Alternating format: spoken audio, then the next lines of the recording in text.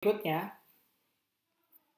materi yang akan kita bahas adalah karakteristik metode harga pokok pesanan. Untuk menghitung harga pokok pesanan, kita melakukan metode yang namanya job order costing atau metode harga pokok pesanan. Jadi ini metode yang kita gunakan untuk menghitung berapa HPP produk pesanan. Karakteristik dari job order costing atau metode harga pokok pesanan yaitu biayanya dihitung dan ditelusuri ke masing-masing pesanan dan berbeda untuk setiap pesanannya. Misalkan ada baju.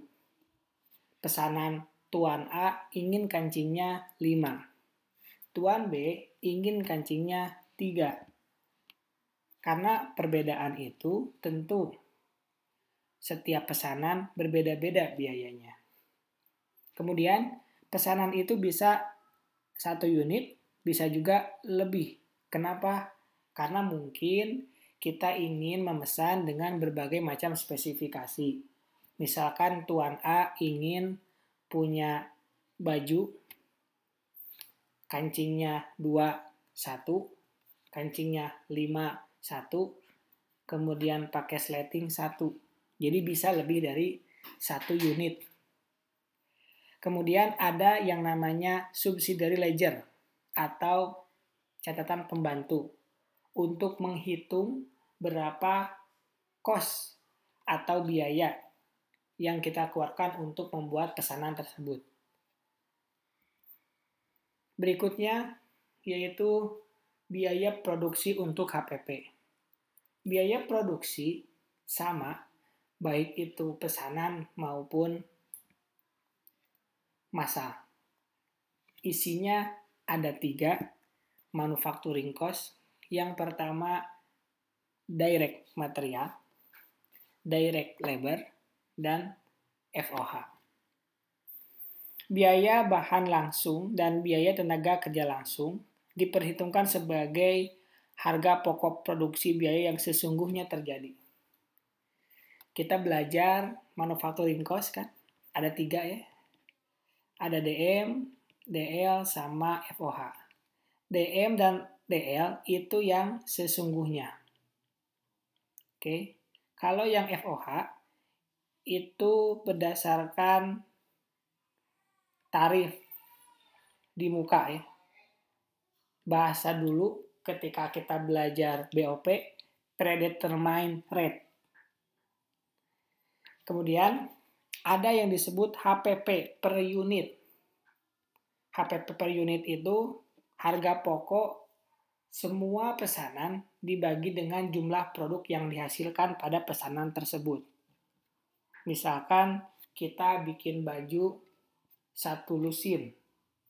Biaya produksinya pun untuk 1 lusin.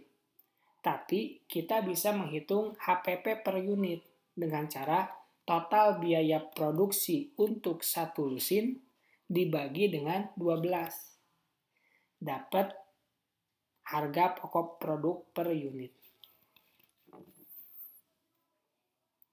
Berikutnya, tentang job order cost sheet. Kartu harga pokok pesanan. Job order cost sheet itu tempat menghitung, mengumpulkan semua biaya untuk pesanan tertentu. Bentuknya berbagai macam. Bisa berbentuk kertas, bisa berbentuk elektronik.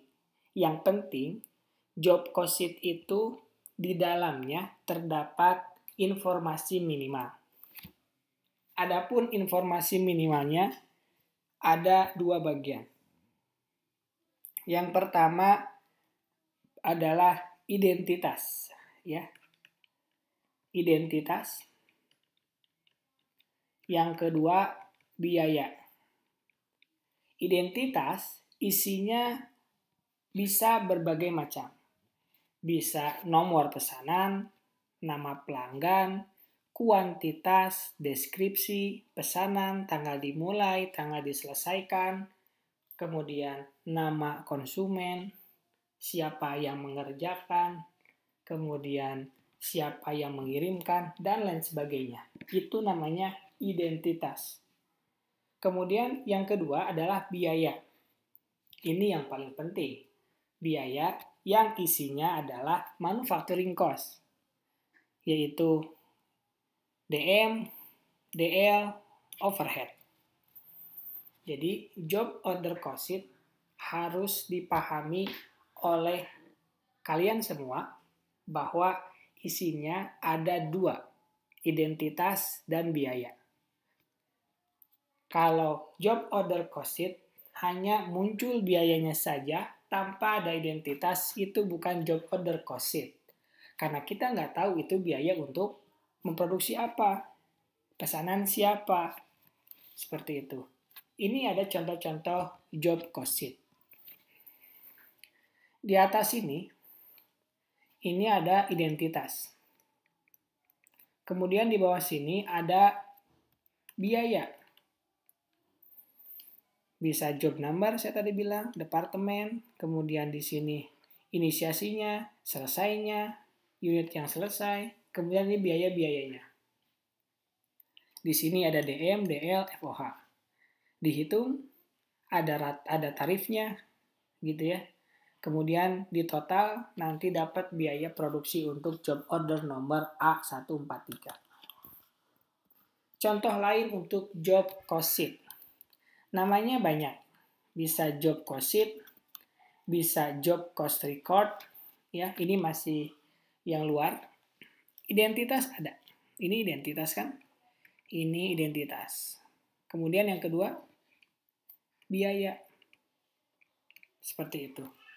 Di sini ada direct material yang dikeluarkan dan harga-harganya. Ini totalnya, kemudian direct labor-nya, baru kemudian dapat berapa biaya yang harus dikeluarkan untuk memproduksi pesanan tersebut.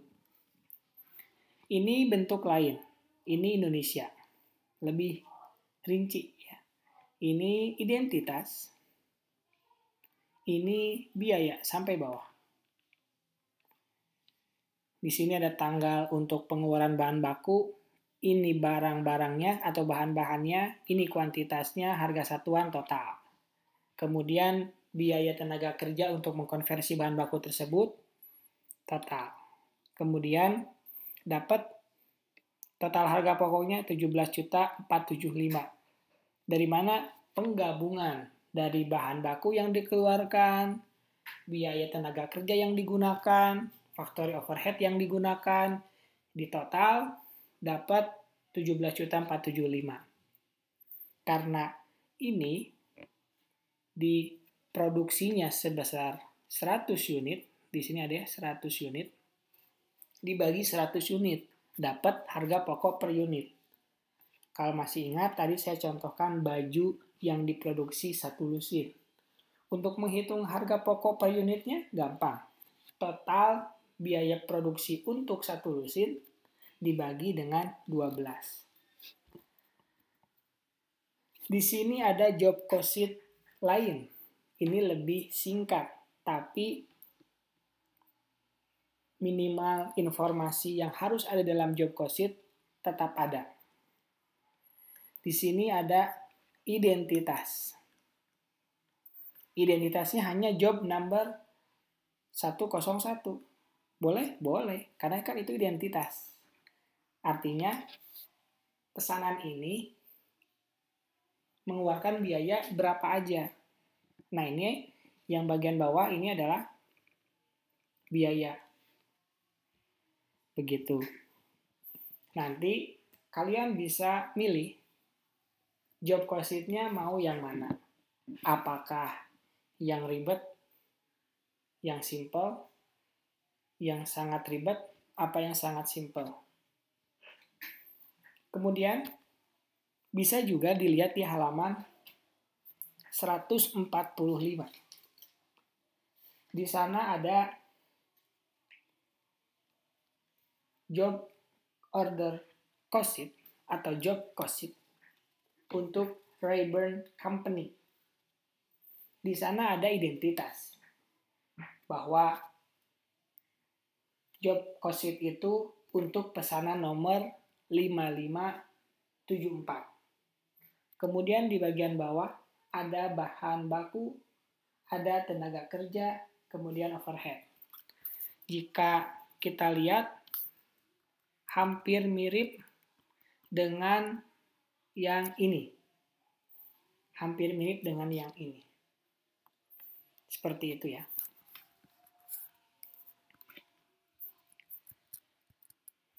Kita lanjutkan di bagian berikutnya.